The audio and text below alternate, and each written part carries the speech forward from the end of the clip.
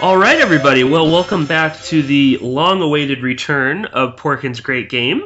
It has been a little while, just about a month since our last podcast, so apologies for all of that. Of course, I am your co-host, Pierce Redmond of PorkinsPolicyReview.com, and joining me, as he does every single month, is my good friend and Boiling Frogs Post contributor, Russia Insider contributor, and the guy behind the best blog on Central Asia and the Caucasus and the global war on terror, Christoph Gehrman. Well, Christoph, how are you? It's been a while, as I said.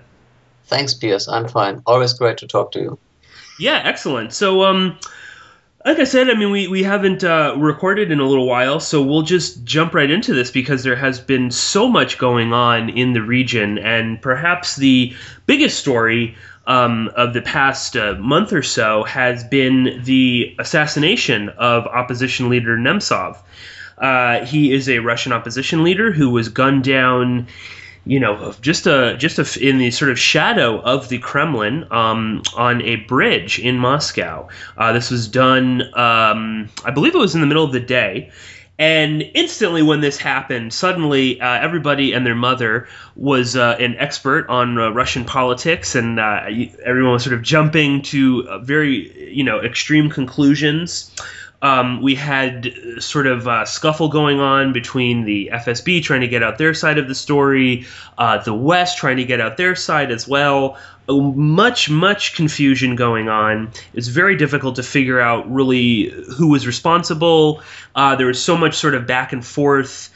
And basically, within a few days, it started to emerge that we had a couple different suspects. We have Adam Osmayev, who was a pro-Kiev Chechen.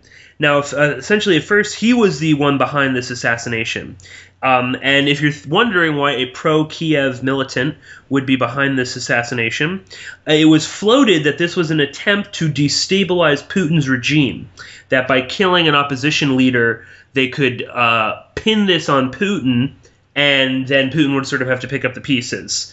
So, interesting idea. Of course, it would work in this sort of context, but in any other context, that would be a conspiracy theory.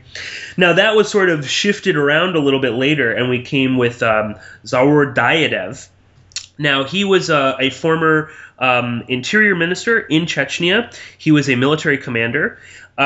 He was very close to Kadyrov. And in fact, Kadyrov praised him after the killing, calling him a true patriot of Russia. And this was on his Instagram account, which is how Kadyrov likes to communicate with everybody.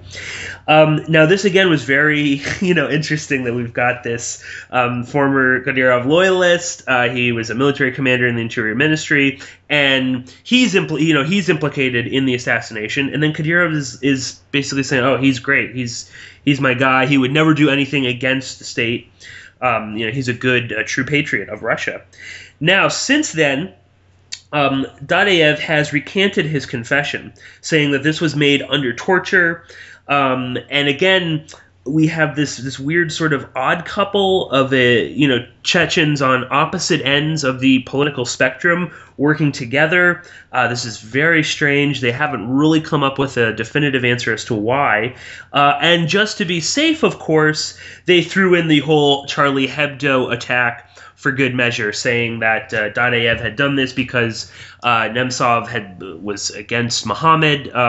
Nemtsov is many things, but he is not someone that has spoken out against Islam or anything like that. So very, very odd story. And to sort of make that even more strange, we had the FSB actually leaking most of this information to opposition newspapers, papers like Novaya Gazeta, which is not a very, pro-Putin at all, was getting these exclusives from the FSB that they were saying that, oh, yeah, Kadyrov was definitely behind this. They're so shady. Look at all these things going on. And on top of this, then, we had Putin disappearing for, I believe it was 15, 16 days. No one knew where he was. There were, rumors that he was sick, that there was a coup in progress, that he had traveled to Switzerland to see his love child who had just been born. And everybody was sort of losing their shit, freaking out, saying that, oh, this is going to be the end of Russia, the state is going to collapse. And of course, Putin does reemerge, and they seem to sort of be getting their ducks in a row. But anyway, Christoph, can you please break this down for us a little bit more? Because I'll freely admit, I knew of Boris Nemtsov. I knew that he existed, but I didn't know the specifics about him. And it seemed that this guy was a fairly irrelevant opposition politician who, sadly enough, was only in death that he became this massive figure. So break this down for us a little bit, and let's get into the sort of specifics of what was going on in this case, and more broadly speaking, what is going on between the FSB and Kadyrov. Yes, Piers, what you just said about Nemtsov being irrelevant is really important to keep in mind, and it's important to explain who Nemtsov was. His killing was a huge story for a couple of days until it faded away after a morning rally for Nemtsov was held in Moscow, and unfortunately they didn't storm the Kremlin as some Western journalists apparently had hoped. And a few days later, the Russians arrested some suspects, so many people lost interest in the story, but the killing was a big deal, especially in Russia. Although Nemtsov had not played any role in Russian politics for a while, about half the population knew who he was because he had served as deputy prime minister under Yeltsin. He was one of the disgraced liberals who were responsible for the 1990s liberalization catastrophe in Russia, and therefore Nemtsov was hated by many Russians.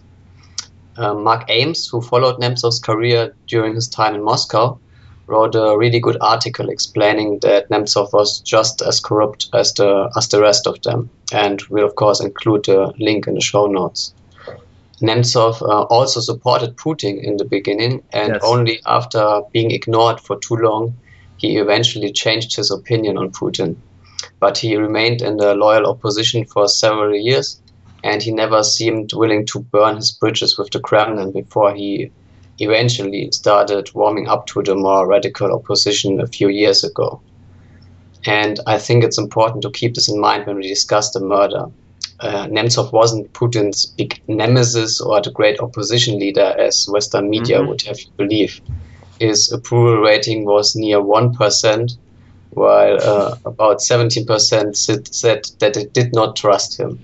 So whoever killed Nemtsov didn't do the Kremlin or Putin a favor, quite the contrary. By turning Nemtsov into a martyr, he became suddenly irrelevant after playing almost no role in Russia for a while. And the Western media was, of course, not willing to include this in their analysis of the murder, and tried to suggest that Putin or somebody in the Kremlin had anything to do with the murder or even ordered the killing. And we don't know whether that's true. Nobody knows whether it's true, but there's no evidence to suggest it, and it wouldn't make any sense, as you said. Which brings us to the arrested suspects and the few things we actually do know about the murder. One of the suspects who was arrested about 10 days after the murder was Kadyrov, who was a Chechen police officer and who served as deputy commander in Chechenia's North Battalion, Battalion 7. After the assassination of Ramzan Kadyrov's father, the Kadyrov's men formed two battalions, the North Battalion and the South Battalion. And the North Battalion, where Kadyrov served, was led by Alembek Delimkhanov, who is the brother of Adam Delimkhanov.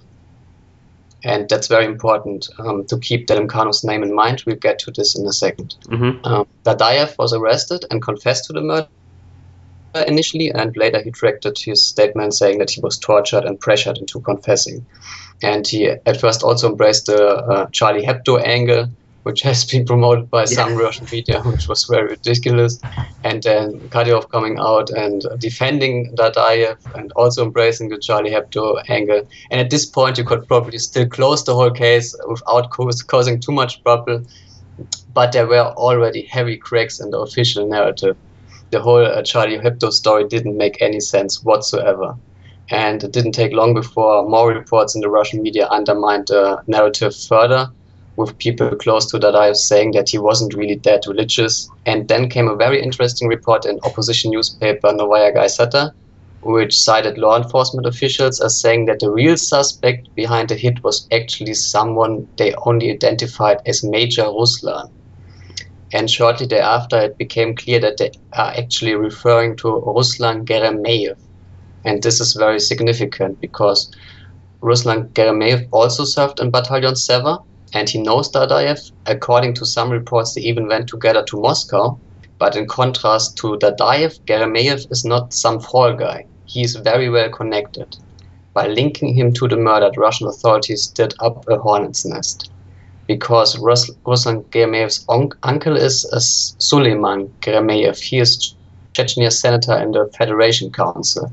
And Ruslan's father is the cousin of Adam Delimkhanov, which brings us back to Adam Delimkhanov, who is arguably the second most powerful person in Chechnya.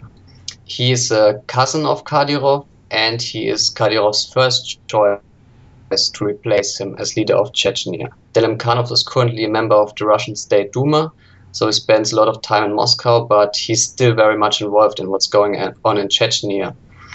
And I guess that both Kadyrov and Delimkhanov would be very upset if Geremeyev was identified as the mastermind of the Nemtsov killing, because it puts the spotlight on them as well. I mean, that's...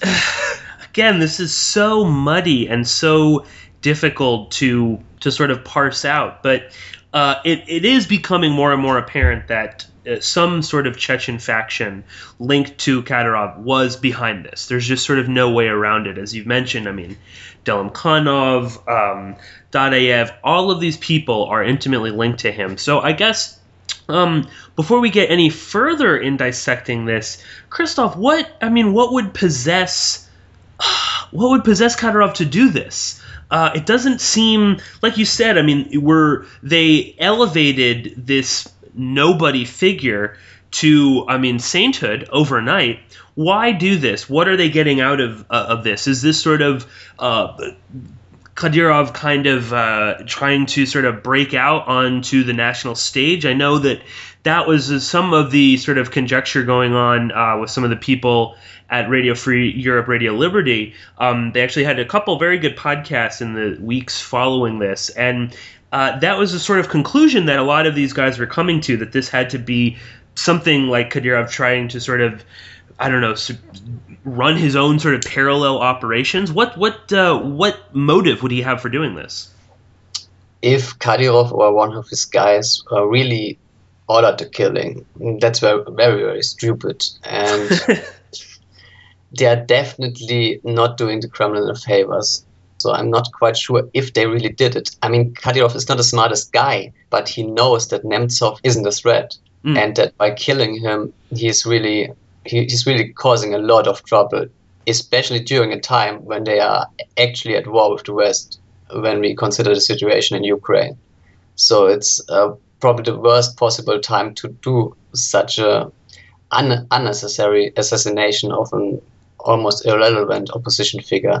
I don't know if Kadyrov's really stupid enough to do this. I don't think so. Perhaps he lost control of his guys, which is a possibility. That somebody like Ruslan Geremeyev said to himself, I'm doing my boss Kadyrov a favor by killing this guy. That's a possibility. But other than that, I'm not quite sure what they were expected to get out of this. It doesn't make sense for Kadyrov to have Nemtsov assassinated to solidify his position in Russia. Doesn't make any sense to me. No, absolutely. I mean, that was, like I said, even the people at RFERL couldn't figure out who would be behind this. Obviously, Putin doesn't benefit at all whatsoever. And again, Kadyrov gets a little bit of, if he really was behind this, obviously they don't want to lose him. He's powerful in Chechnya. He is for better or worse, their man there. But it really doesn't add up. But then adding on to that, we have a very obvious turf war going on between the FSB and this faction of Chechen leaders. Obviously, the FSB has no problem with leaking information to opposition newspapers. I mean, that's, they're linking to Novaya Gazeta. I mean, the FSB has killed journalists for that newspaper before. This isn't, that out of the realm of, possibilities. So that's really an interesting development. And again, what is going on there? I mean, it seems, at least looking at this, from here in the West, that the FSB on some level thinks that Kadyrov and some of the Chechens are responsible. So again, I mean, what is going on there? And Christoph, maybe you can kind of explain a little bit the sort of fight going on between, or that has been going on between the FSB and Kadyrov, because this is nothing new.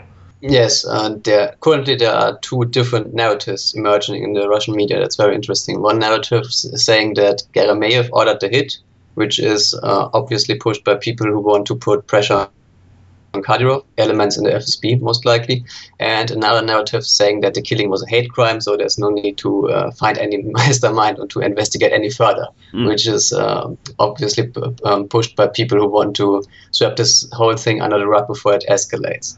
So we have two opposing groups within the FSB and the investigative committee who are leaking different information to the media to push different narratives.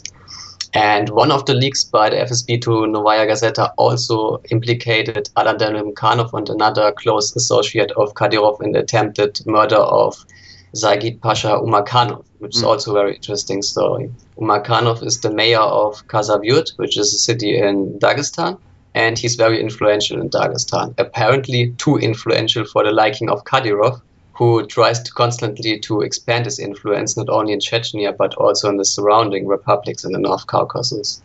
The dispute between Kadyrov and Umarkhanov has been going on for some time, and last year in March there was an assassination attempt on Umarkhanov. 2 people were arrested and convicted, but now, almost a year later, while this turf war is going on after the Nemtsov hit, the FSB leaks information to the press implicating Kadyrov and his men in the attempt. I think that's hardly a coincidence, as some people in Moscow are clearly trying to put Kadyrov in his place. The question is, why now? Yes. By going after Kadyrov, they are putting the stability of the North Caucasus at risk, and that's clearly not the best moment to do so. So they have to have a good reason. One possible explanation is that Kadyrov really ordered the killing of Nemtsov, or his man did it, and that the FSB is now saying enough's enough, you can do this in Chechnya, but not here in Moscow. I tend to sort of lean in that direction. As I said, it's very difficult to kind of figure this out, and God only knows what is going on in these man's head.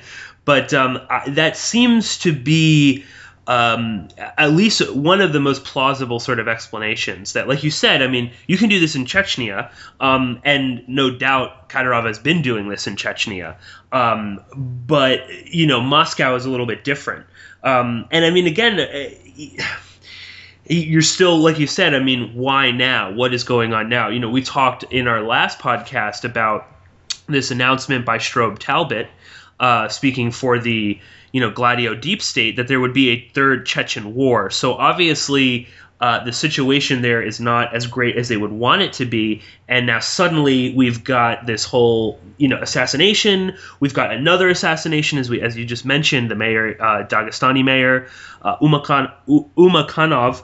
So it's so much, all at once. And then again, let's talk about this a little bit. Putin just disappears for, several weeks. I know there was a lot kind of made about that, and people were sort of freaking out, and and then I the Kremlin didn't really handle this the best way. They played like footage that was obviously from like months and months ago, but let's just comment a little bit on that, because there's this like idea that, oh my God, Putin's he's away. Oh, look at him. When he came back, everyone was, oh, he looks sick. He must be dying, or the stress of the job is too much. There's coup plotters everywhere. And to me, it just seemed like he disappeared and was really having a major sit down with Kadyrov, with the FSB, with all these sort of figures, and being like, what the hell is going on? We need to sort of get this.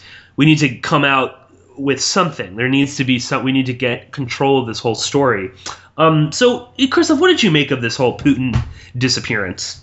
I don't know if his disappearance is linked to any of this. Maybe it was just some routine medical treatment, or he was just sick. But I don't know if it's really linked to any of these developments. I don't think that he has to disappear for 10 days to get Kadyrov and a few FSB guys to sit together and talk about it. I don't think that's really necessary to disappear for 10 days to do this. Yeah, interesting. And I mean, obviously, surprise, surprise, the Russian Federation didn't collapse overnight. I think, that was the other angle of that was, without Putin, without this strong Russian leader, the entire, country will collapse. And it didn't. And again, I mean, yes, I understand he wasn't seen in public, but I mean, do you necessarily see Angela Merkel every day? Do you know that where Obama is constantly? Leaders do disappear for small periods of time. And it's not the first time that Putin has done this, disappearing for 10 exactly. days. Yeah, exactly.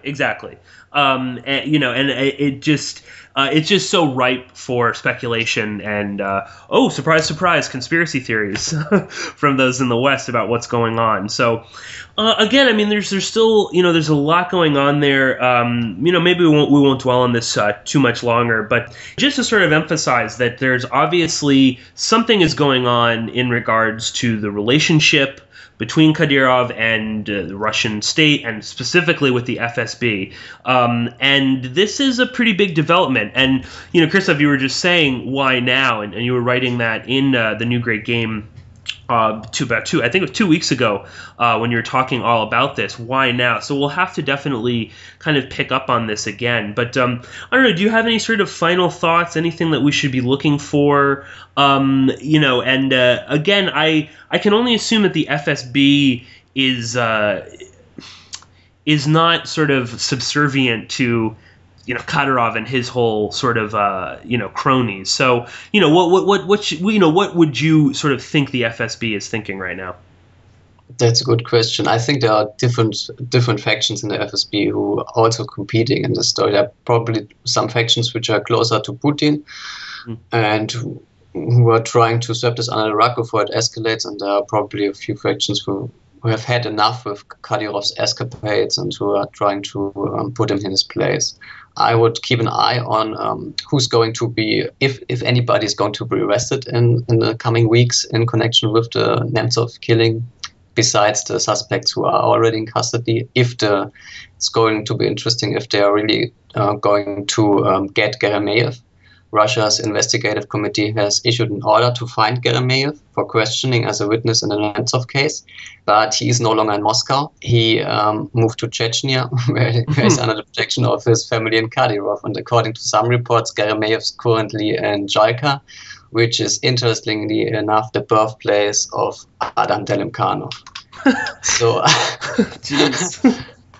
I would keep an eye on that and see if the Russian authorities are actually trying to get him, which would be very dangerous for everybody involved. Yes.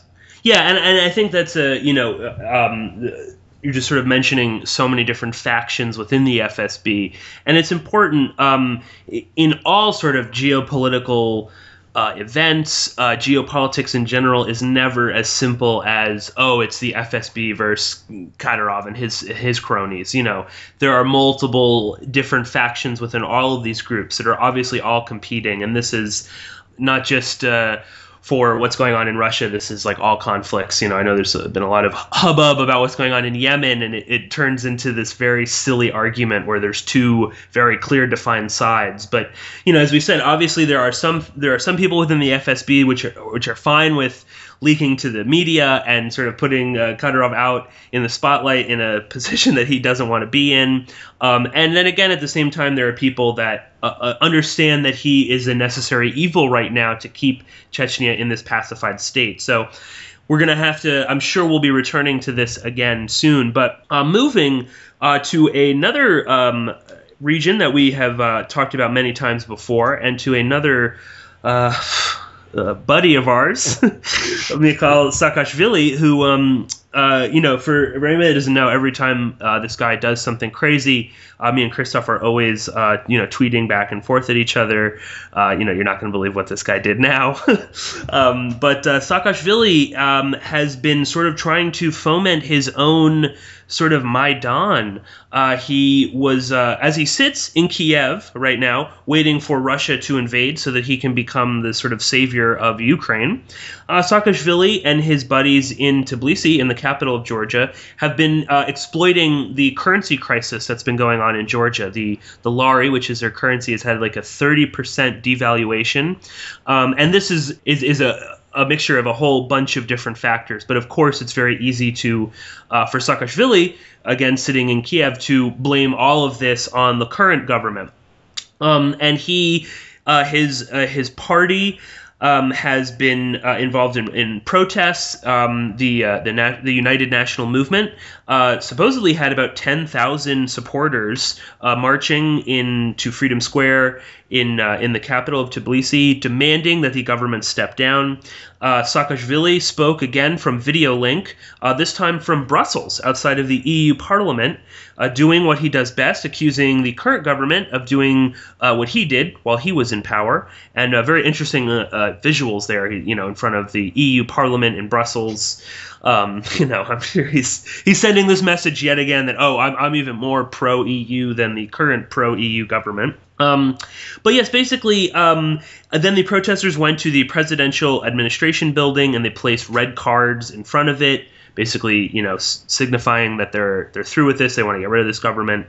And of course, the UNM was busing these people in, was paying for, gas for their cars. And then, soon after that, clashes broke out between members of the Georgian Dream Coalition, which is the ruling party, and UNM members outside of a UNM office in the western city of Zugdidi. And this just sort of illustrates how many people in Georgia actually feel about Saakashvili and the United National Movement.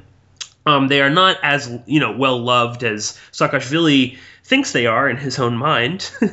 But Christoph, what is so important about this? Why, we do spend quite a bit of time talking about Georgia, and Saakashvili, for all of his insane sort of things, hanging out in Williamsburg and going around doing all these things. I mean, he as we've talked about before, he is still around. He is part of the government in Ukraine right now, and he is trying to foment some sort of a political change within Georgia. So break this down for us a little bit, and, what do you think Saakashvili is up to? Yes, he's still very useful for Washington. That's why he's still in Kiev. He has spent a lot of time in Kiev since the Maidan, and the Ukraine-Georgia connection is very funny and very interesting. Since Washington was looking for reliable Russophobes who can reform Ukraine, it was natural to recruit Saakashvili and former Saakashvili-era officials from Georgia, some of whom are, of course, facing criminal charges at home, like their former boss. And currently there are at least 5 Georgians working in top jobs in various agencies in Ukraine, and at least 8 are working as experts. It has even become a popular joke. The Ukrainians joke that when Prime Minister Yatsenyuk says good morning to his cabinet, he has back a traditional Georgian greeting because there are so many Georgians in the government. But that's not all. There are also many Georgian soldiers fighting for Kiev, and this might have something to do with Saakashvili's efforts to lure Georgian soldiers to Ukraine. As I mentioned in the previous article, Saakashvili had called on Georgian soldiers to resign from the army and acquire Ukrainian citizenship in order to fight for Kiev. The Georgian authorities were not amused, especially after reports of dead and wounded Georgians fighting in Ukraine surfaced in Georgia, but they didn't do anything to stop it. And a Georgian brigadier general eventually admitted that at least 100 former Georgian servicemen are actually fighting for Kiev. According to a fighter of Ukraine's Ida battalion, the Georgians are helping to prepare the other fighters because they have a lot of combat experience. So we are actually seeing that NATO-trained Georgian soldiers are training the various fighters, various forces in Ukraine. And I guess that's the reason why the Georgian government has allowed this to go on. Their masters in Washington have probably told them that's a good idea to send a few Georgians to Ukraine before the American troops arrive. But it's also clear that the Georgian government is not happy with what's going on and that the conflict has strained relations between Kiev and Tiblisi. Prime Minister Garibashvili recently postponed his visit to Kiev, saying that he is too preoccupied with domestic affairs. He emphasized that it has nothing to do with the Saakashvili affair and related matters, but I would take this with a grain of salt. I guess some people in Georgia are very upset after Saakashvili tried to organize a little Maidan in Tiblisi while traveling between Kiev, Brussels, and of course Washington, where he was lobbying for US weapons for Ukraine. Mm-hmm. And if you look only at this staged event in Tiblisi, which we've seen a few weeks ago, you might actually believe that Saakashvili and his parties can make a comeback in Georgia. But there are a few other points which suggest otherwise. First of all, as you mentioned, with the clashes going on, which were actually a few days before the rally in another town in Georgia, that which showed that Saakashvili and his parties are still hated by large parts of the population in Georgia. The deciding factor for the success of a color revolution in Georgia has always been and will continue to be the support of the West, like it's in every other post-Soviet country. As long as the US and the EU don't support Saakashvili's plans, the government in Tbilisi is safe, and there's no indication that they support his plans.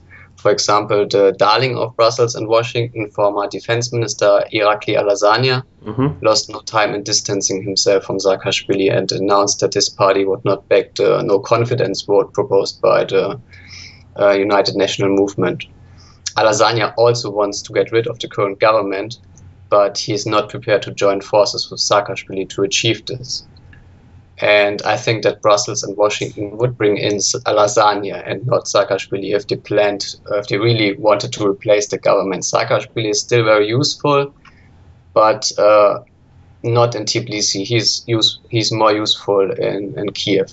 And they don't have any reason to topple the current government because they are still doing exactly what they are told to do by their masters in Brussels and Washington.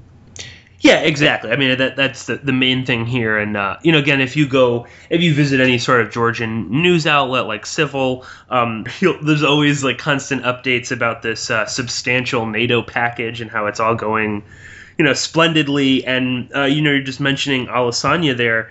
And he distanced himself saying that, the Free Democrats, his party, would never join forces with the UNM, and he said this while he was also in Brussels meeting with the NATO Deputy Secretary General Alexander Vershbow. So again, Alesanya is very much Washington and Brussels guy, and as you said, I mean, there's really no need to topple the government right now, and I assume, will just sort of work in Alesanya whenever it becomes convenient, and Saakashvili is much better as a little pit bull that they can send around to complain about Russia and lobby for, weapons and things like that. And again, the criminal case against Saakashvili continues on. You were writing in the New Great Game, just about some little quick developments there, but we have the International Prosecution Advisory Panel basically recommending that the case go on. That there's more than enough evidence to indict and prosecute Saakashvili, as well as the former interior minister, defense minister, chief prosecutor, and the mayor of Tbilisi. And Christoph, you also had an interesting, I don't know if you want to comment on this, little story that you included about the this anti-UNM film that was it was made by a government-backed group called All Generations for Georgia, and it was like a 16-minute clip that was played in front of school children that showed like really graphic images of political opponents being beaten in prison, and so they definitely want to keep pushing this Saakashvili is evil thing. I don't know. Do you have anything to say on that?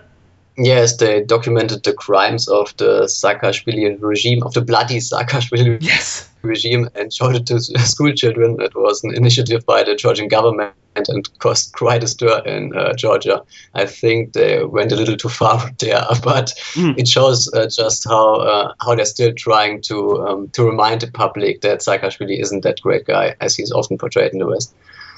Yeah, definitely. Yeah, I mean, this is a man who is like still wanted by multiple international arrest warrants and things like that.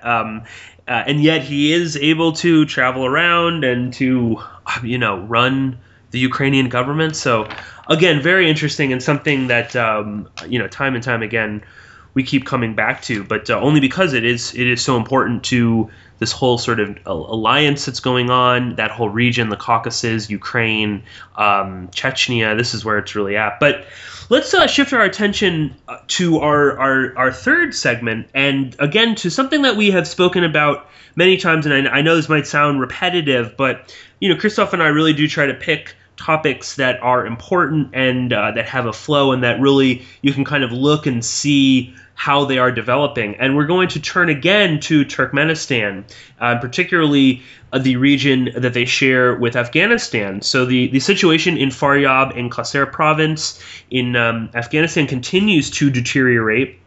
Turkmenistan is very uneasy about the threat that the Taliban and this threat that ISIS, now however real that is up for debate. But they have undergone some pretty startling developments, including the first large-scale mobilization of its reserve military forces. This is the first time this has happened since gaining independence. On some level, like I said, Turkmenistan and Russia are definitely hyping the threat of ISIS. And we see that the government is using this ISIS threat to clamp down on dissent. There were 80 people arrested in a southern city in Turkmenistan, and they were, all these people were charged with links to the Taliban or ISIS. And again, the Turkmen army continues to carry out operations in Afghanistan. And you were writing about recently on March 16th, we had 5 ethnic Turkmen in an Afghan village near the border with Turkmenistan were killed while they were outside of a police station. They had gone there again to complain about land being stolen. This is something me and Christoph have talked about for a while now. And yet again, there is this silence from the Afghan government when it comes to the Turkmenistan running operations in their country. So, again, very interesting. And first, Christoph, I wanted to just get your take on this ISIS threat. I know that there's been quite a bit of hype around this, and it seems that everybody in all these Central Asian leaders are talking about how ISIS is going to come and overthrow their government, and of course, many of them are using this as an excuse to do whatever the hell they want to. So first, what's your take on that, and then let's get into some of the specifics about what's really going on. Yes, the ISIS threat is of course overblown. I think the connection between ISIS in Afghanistan and ISIS in the Middle East is tenuous at best. Essentially, there are just the same insurgents who were active in this area before in northern Afghanistan, who belong to the Taliban or to the Islamic movement of Uzbekistan or other groups who are now carrying the ISIS flag. So they pledged allegiance to ISIS, but the number of the insurgents didn't change drastically. So they just changed the flags. Yeah, exactly. And I mean, again, in this sort of this context, this terrorism context, you could say, oh, yeah, I work for ISIS, I work for Al-Qaeda, I work for whatever group you want to be a part of. So, yeah, this is really, it means nothing. And again, I think the real threat to regional stability would be the Taliban, which is, for all intents and purposes, still around. They are gaining power. And I think that has a lot more to do with what's going on there. And you were writing recently as well that Turkmenistan has actually approached the U.S. With a desire for military equipment and technology, and that they wanted to discuss security threats to the southern border. And this is great because Turkmenistan is ostensibly neutral. They don't really pick sides between Russia or the U.S. You linked to an article in EurasiaNet where the U.S. General Lloyd Austin was at a congressional hearing, and he is the head of U.S. Central Command, and he was basically saying, this is essentially saying this is great because Turkmenistan doesn't really want to work with us all the time, and we should have stronger military ties and stronger counterterrorism operations. So definitely, this is wonderful news that the Turkmen government is approaching them, and. Also, Christoph, talk about this supposed report that there are actually Uzbek and Russian troops in Turkmenistan along the Afghan border. Is this to be believed? If so, that's a pretty big step, is it not? Yes, definitely. I'm not quite sure if it's true.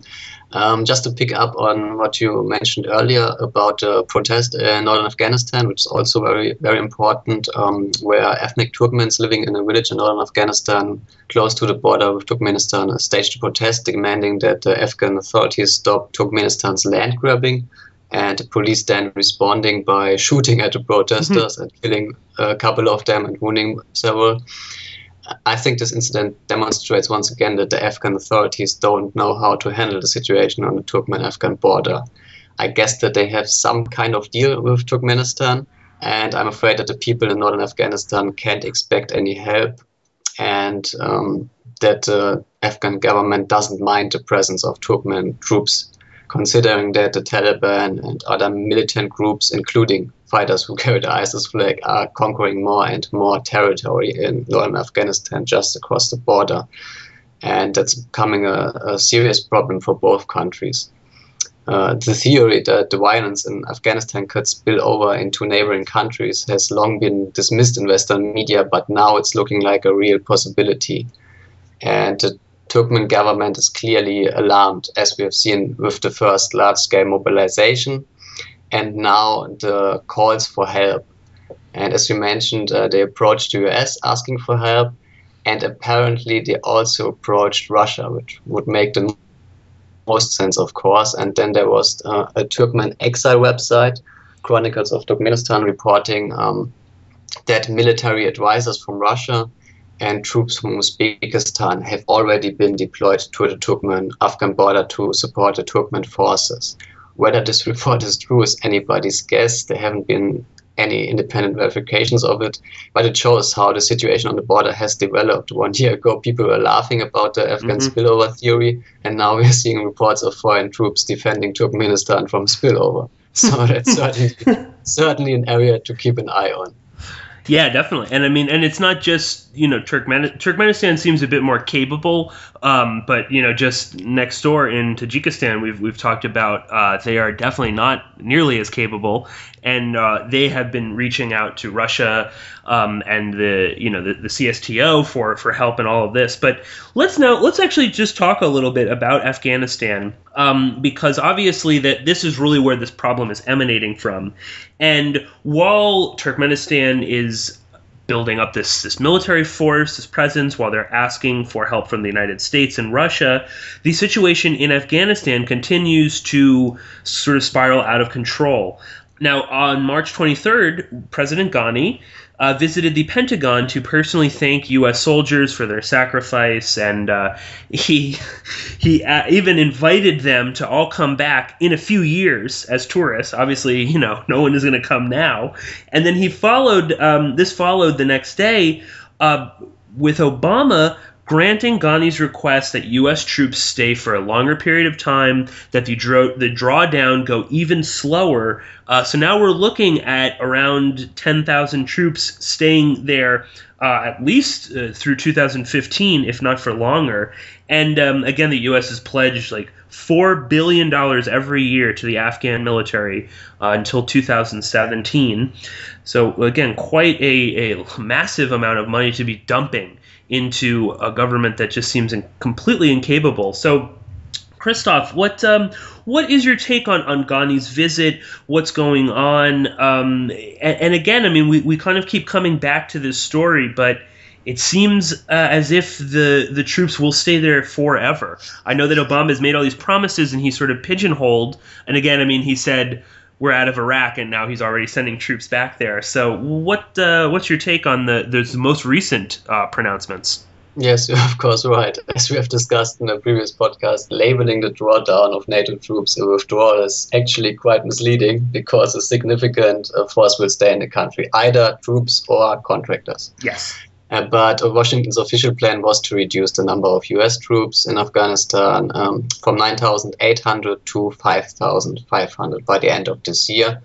And it shouldn't come as a surprise that this plan is now being abandoned, since the security situation in Afghanistan continues to deteriorate and the Afghan security forces are not up to the task. NATO troops have already taken a more active combat role than previously planned. And the new Afghan government doesn't mind giving the US and NATO free rein. Although it's hard to believe Ashraf Ghani has been an even more pliable US puppet than his predecessor, Hamid Karzai. And Ghani essentially begged the US to keep more troops in the country. And Obama, of course, generously granted his request. Yes. And I guess that Ghani will continue to lobby for keeping US and NATO troops in the country because his power rests on the support of these troops. It's highly doubtful whether the Afghan security forces would be able to prevent a takeover by the Taliban. Recently, there had actually been some progress in bringing the Taliban to the negotiation table, largely due to China's and Pakistan's efforts. But Obama's decision to slow the withdrawal could end the Afghan peace talks before they have really started. A Taliban spokesman even linked Obama's decision to the peace talks, saying that the announcement to keep troops in Afghanistan was a response to the peace talks, and he warned that this damages all the prospects for peace. Whether the Taliban were genuinely interested in peace talks is a different matter. There are apparently different factions. According to recent Reuters report, two top leaders of the Afghan Taliban disagree on whether to participate in talks with Kabul. Taliban representatives visited Islamabad for secret talks, and the Pakistani authorities, most likely under pressure from Beijing, told them to come to an agreement. And I'm afraid that the Taliban faction, which is opposed to talks with Kabul, will use Obama's announcement to sabotage the peace process. So the Chinese government won't be too happy with the recent developments either, and there's no end in sight to the violence in Afghanistan. Yeah, absolutely. And I was sort of the other day sort of trying to come up with some ideas about, how to interpret all of this. Obviously, Ghani is, like we said, I mean, we're always beating up on him, but he really is this wormy little turd of a man who is just even more spineless than Hamid Karzai, the heroin trafficking crime lord.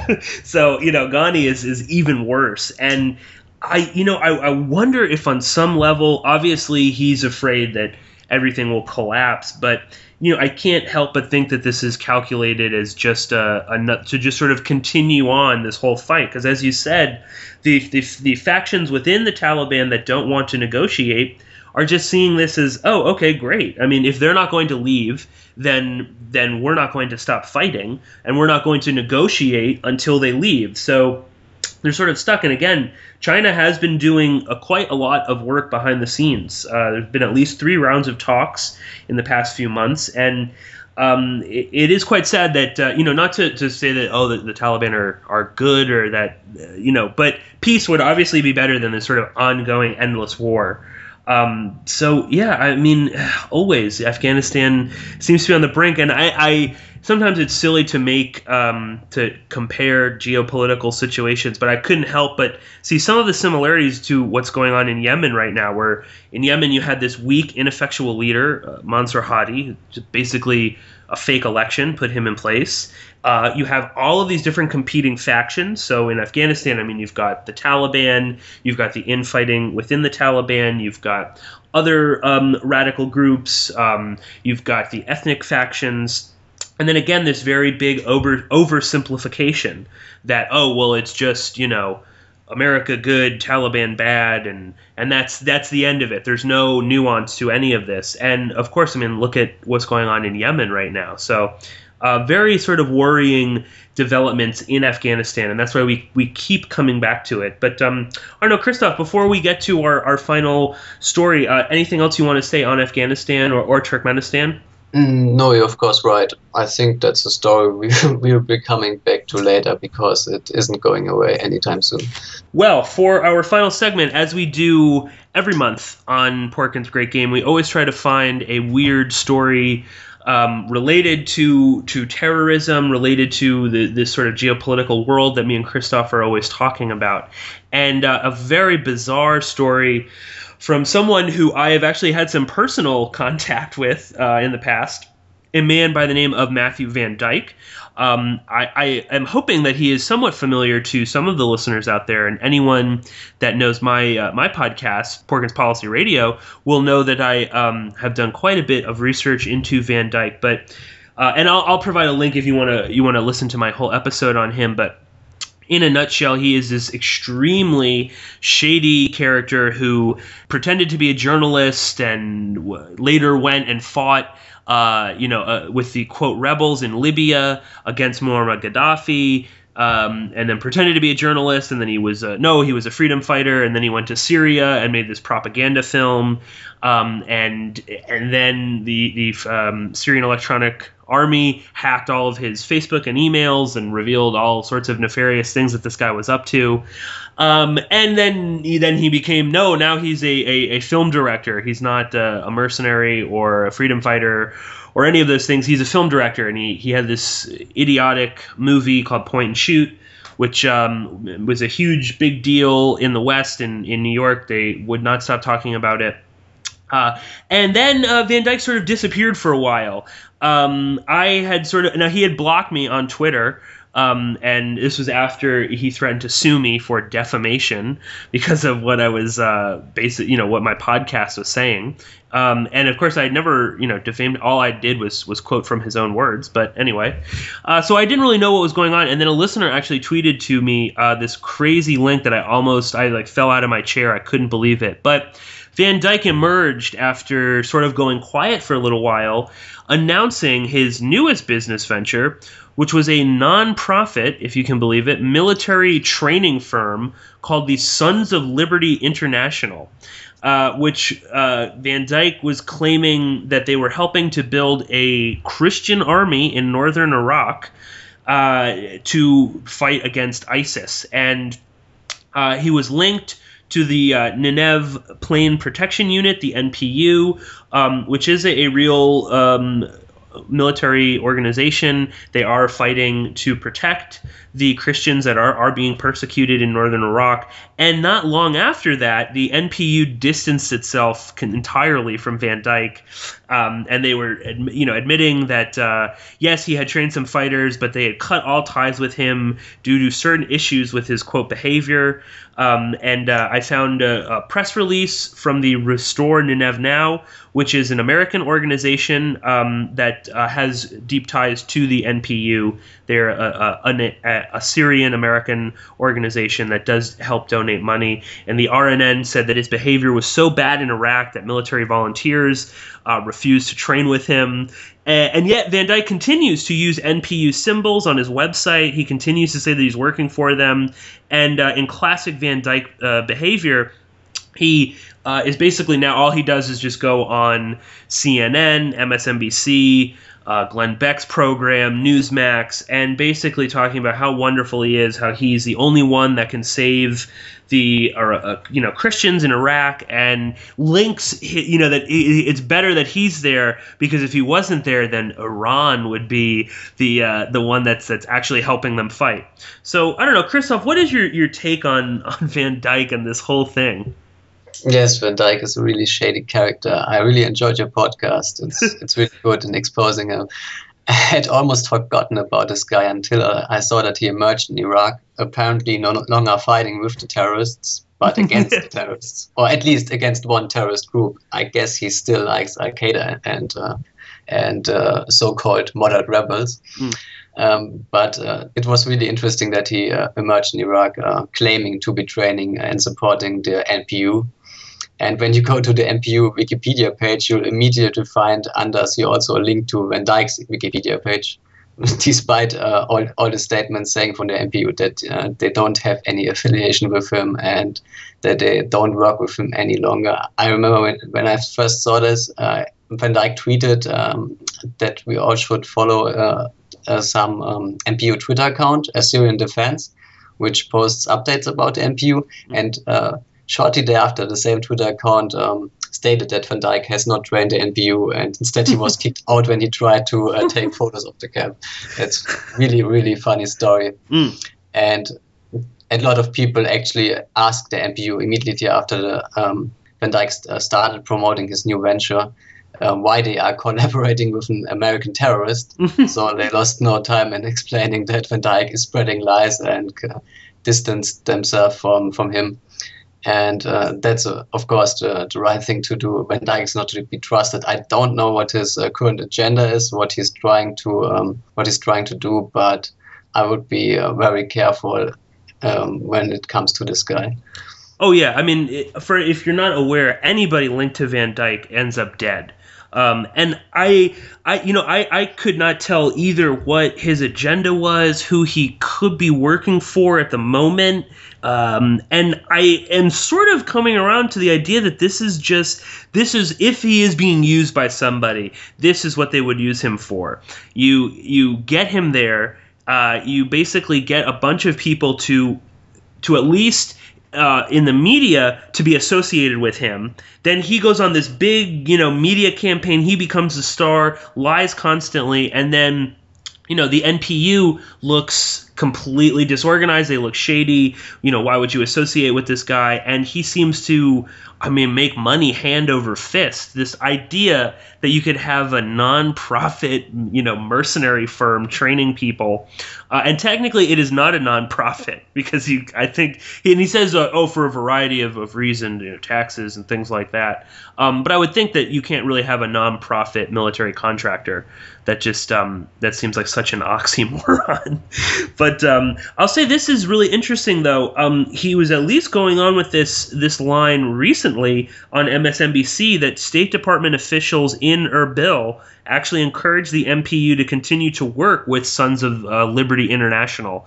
And that seems to be one of his contacts. And again, this guy has got a phenomenal track record of knowing all sorts of interesting people, most famously, of course, James Foley and Stephen Sotloff, who were both executed by ISIS, and they both knew Van Dijk very well. So very interesting. And I'll just, before we wrap up, I'll just throw in that when I saw the Sons of Liberty International, that name seems so weird. And the Sons of Liberty are this secret society organization in the video game series Metal Gear Solid, in the second one, and there's a lot of crazy predictive programming going on in that video game, and the Sons of Liberty are this organization that's really behind everything, and I couldn't help but wonder if Van Dijk was throwing that in just to be even more bizarre or to get people to talk about it. I'm not really sure, but I think, Christoph, I think we'll leave it there. And, once again, I'm so sorry that it has been such a long time since